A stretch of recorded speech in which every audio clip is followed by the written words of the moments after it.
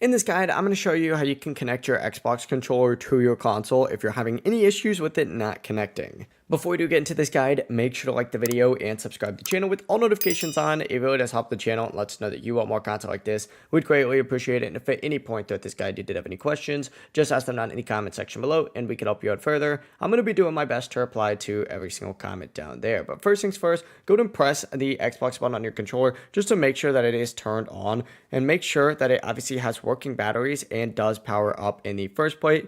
If the light starts blinking, the Xbox light in the middle of the controller, that just means it's not connected yet. And to connect it, you need to press and hold down on the pairing button at the top of the controller until the Xbox button starts flashing quickly.